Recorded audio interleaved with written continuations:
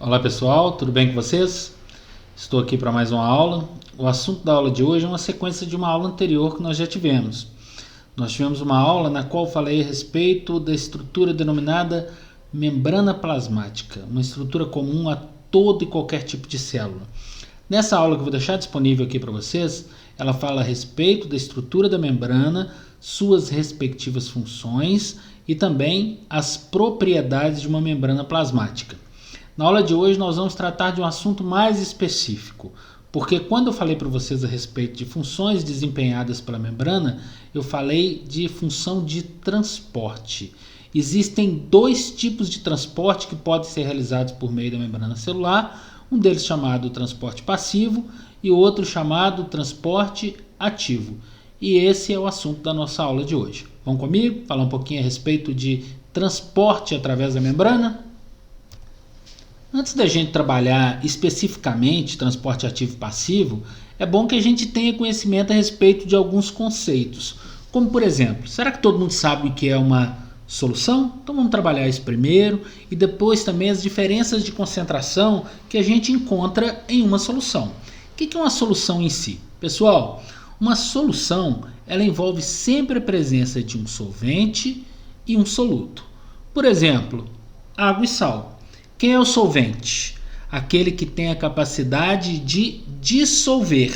No caso desse exemplo que eu passei para vocês, a água. Quem é o soluto?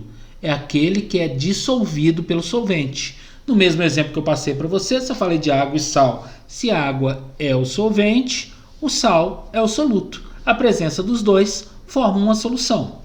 A gente pode ter soluções com concentrações iguais ou soluções com concentrações diferentes. Deixa eu mostrar esses exemplos aqui para vocês, tá? Gente, quando eu tenho duas soluções onde a concentração é a mesma, uma igualdade nessa solução entre solvente e soluto, eu falo que essas duas soluções representam um meio isotônico. Iso vem de igual. Quando eu tenho dois meios, tá? Onde um meio é mais concentrado e outro é menos concentrado em relação à presença de solvente e soluto, eles podem ser assim denominados. Meio hipotônico é aquele meio com menor concentração. Hipo vem de pouco. Meio hipertônico é uma comparação entre dois meios, onde este é aquele que apresenta uma maior concentração. Por isso que ele é denominado hipertônico. Então vamos guardar isso aí. Quando eu tenho dois meios, duas soluções, nessas duas soluções as concentrações são iguais, eu chamo esses meios de isotônicos. Agora, quando eu tenho concentrações diferentes, um deles tem a menor concentração, ele é hipotônico. O outro é mais concentrado, ele é chamado de hipertônico. Vamos dar uma olhada nesse exemplo aqui para ver se vocês entenderam? Eu tenho aqui uma solução. Por que é uma solução? Eu tenho o solvente, que é a água, e tenho o soluto, que é a glicose, um carboidrato, ok? São duas soluções, e essas duas soluções estão separadas por uma membrana semipermeável. Uma das propriedades da membrana é justamente a semipermeabilidade. Ela permite a passagem de substâncias por ela selecionadas. Então eu tenho aqui esse meio A, onde eu tenho água e uma concentração molar de 0,2 de glicose. E essa outra comparada com ela, o meio B, eu tenho a mesma quantidade de água que é o solvente, só que a concentração molar é 0,5. Essa concentração 0,5 é maior do que a concentração 0,2. Então, o meio B é hipertônico e o meio A é considerado meio hipotônico. Tranquilo? Visto isso, agora a gente parte para estudar exatamente o que é transporte ativo ou passivo. Esses conceitos são necessários. Pessoal, o que diferencia para a gente denominar um como transporte passivo e outro para a gente chamar como transporte ativo? O que diferencia um do outro é o gasto energético.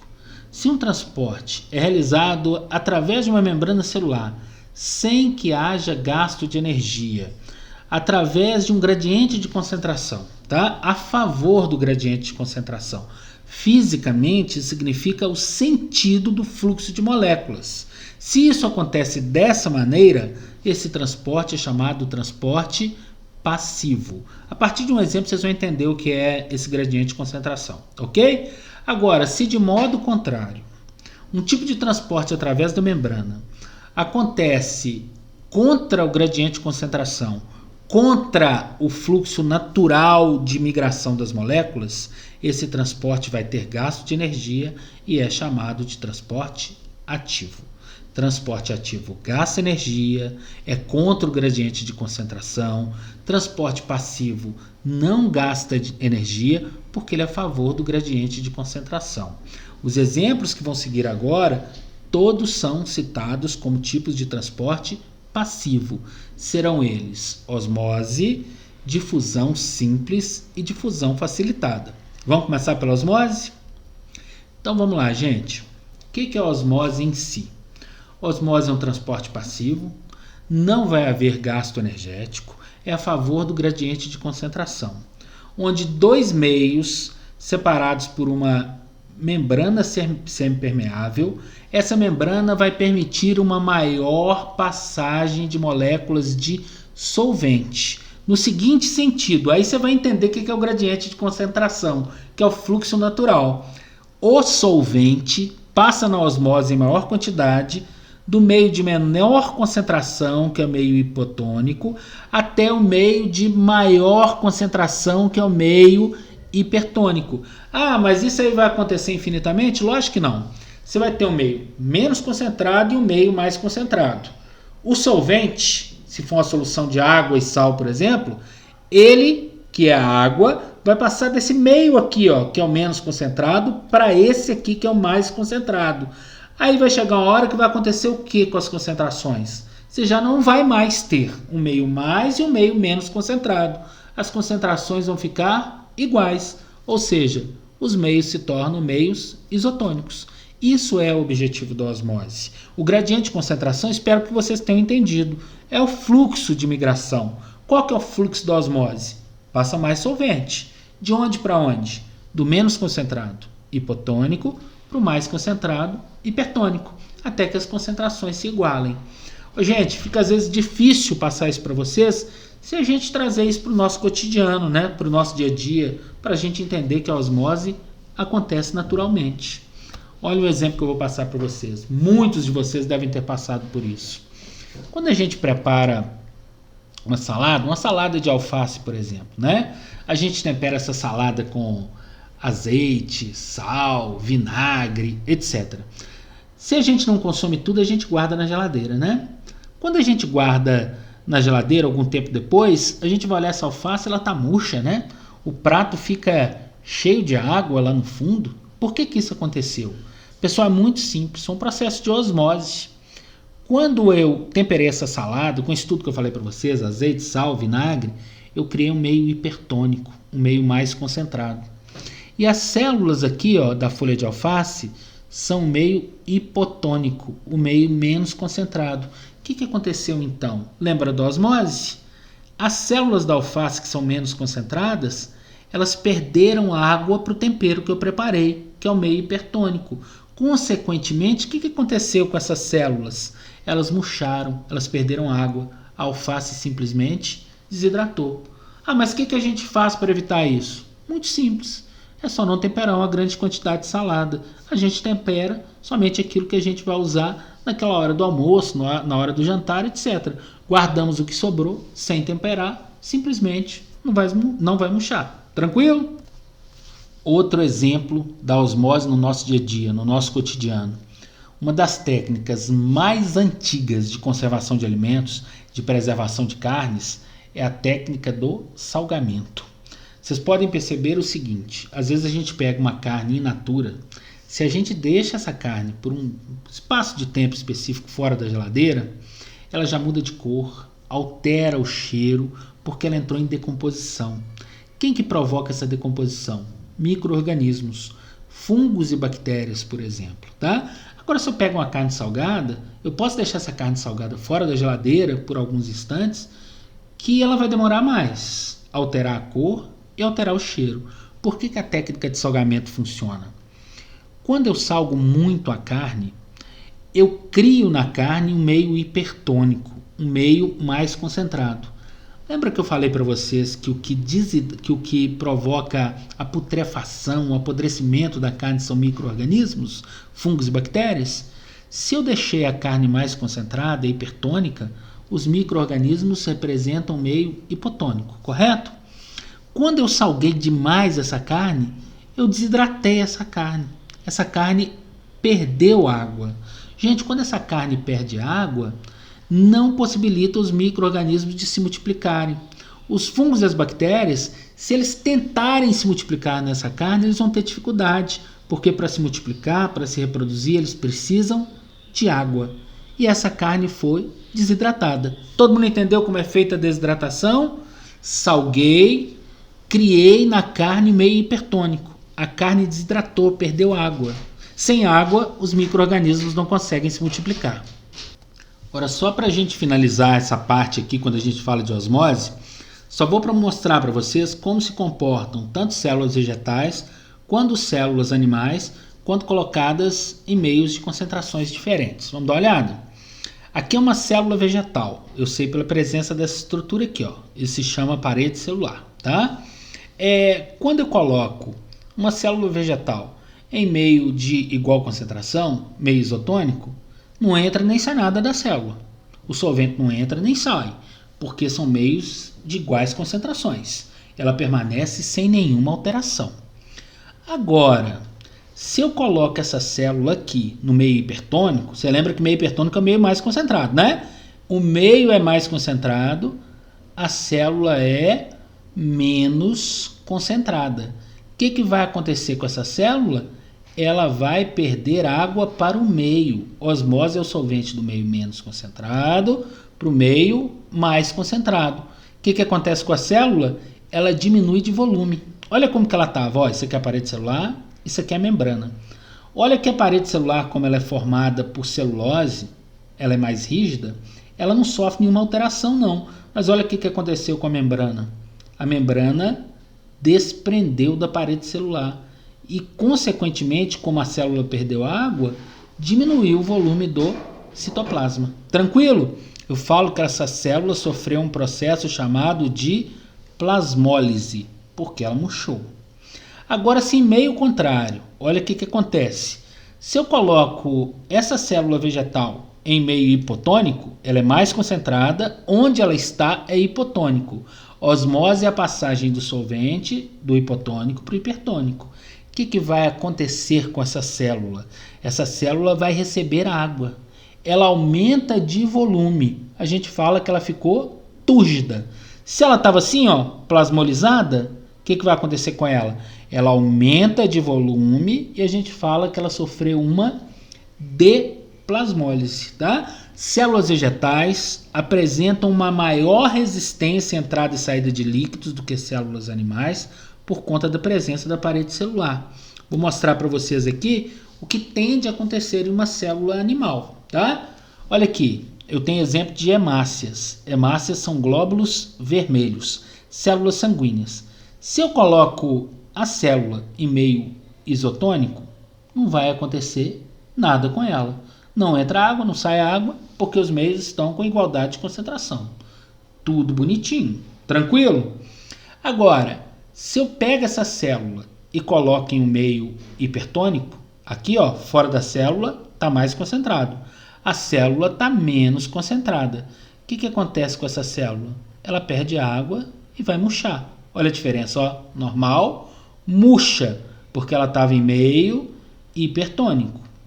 Agora, se eu coloco essa célula animal em um meio hipotônico, um meio menos concentrado, a tendência dela por osmose é ganhar líquido.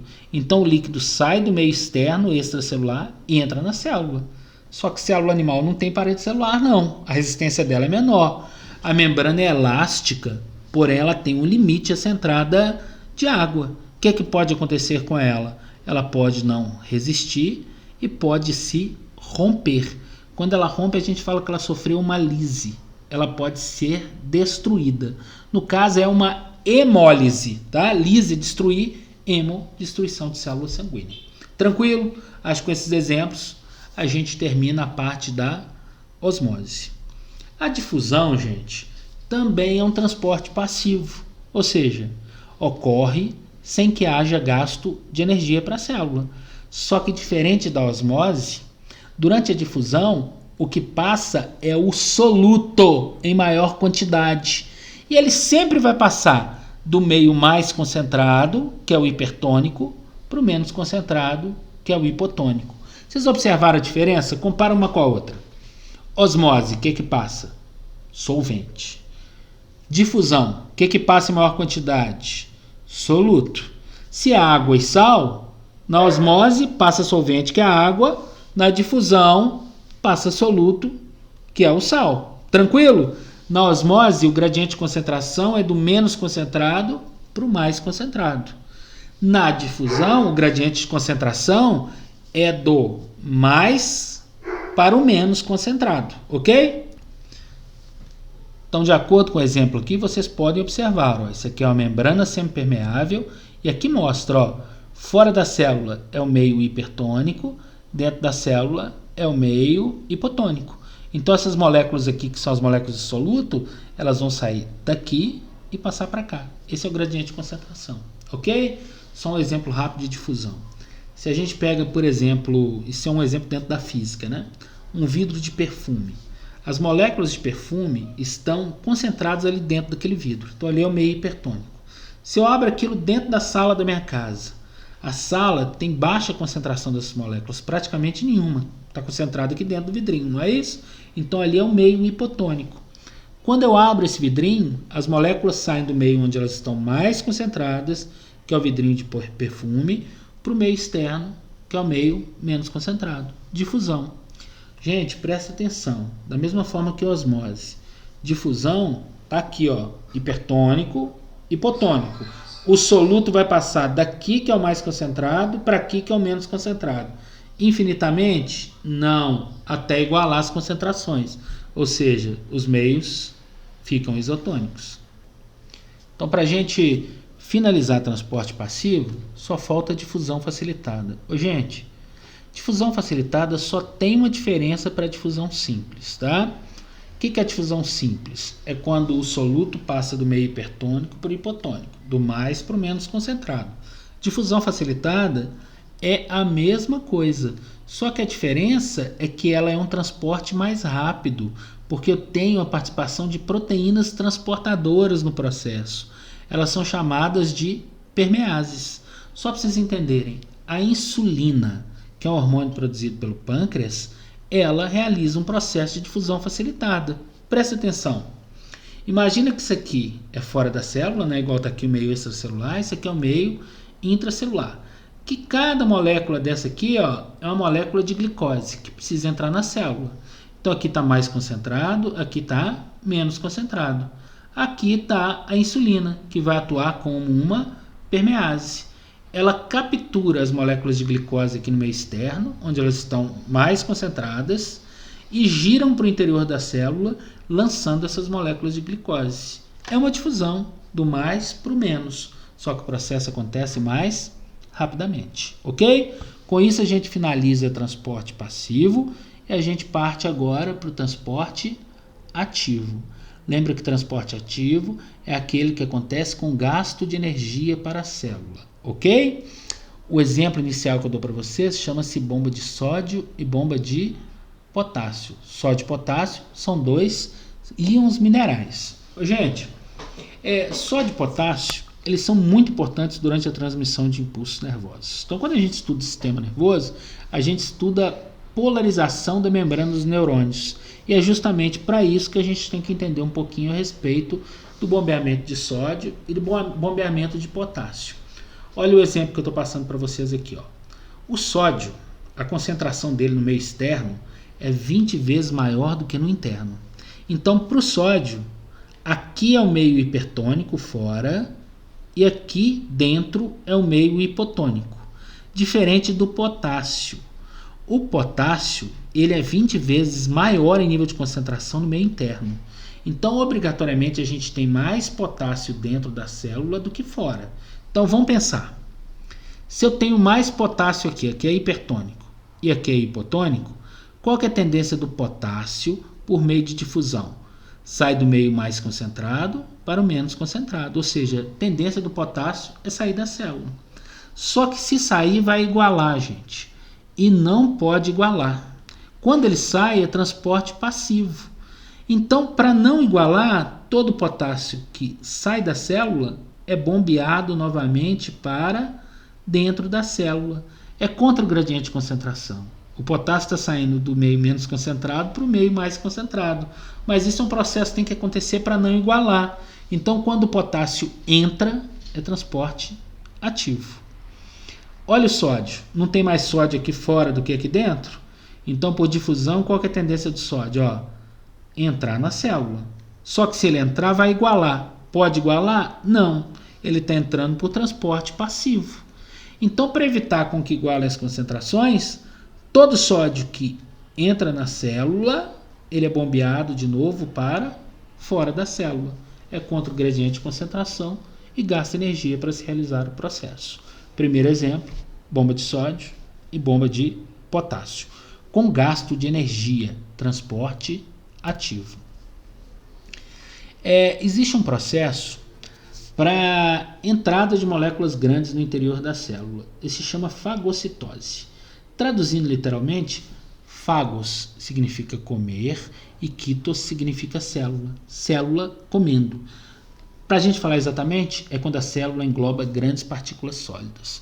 Como que isso acontece, gente? Olha aqui, ela se aproxima da partícula sólida, ela altera o formato da membrana, formando uma estrutura chamada pseudópode. Pseudo significa falso, podos pés, como se fossem falsos pés, tá? O nome que deram inicialmente para isso, que achavam que se pareciam com pés. Esse pseudópode vai fazer o quê? Englobar a partícula sólida. Essa partícula sólida aqui dentro vai ser envolvida por uma bolsa digestiva chamada fagossomo, tá?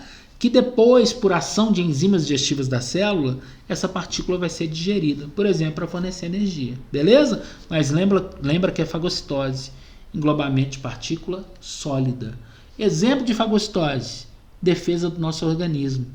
Nós temos células brancas, leucócitos, chamadas de neutrófilos, que fagocitam bactérias. Nesse processo de fagocitose, olha aí, aproximou da bactéria, tá? Só para vocês terem um exemplo aqui de fagocitose.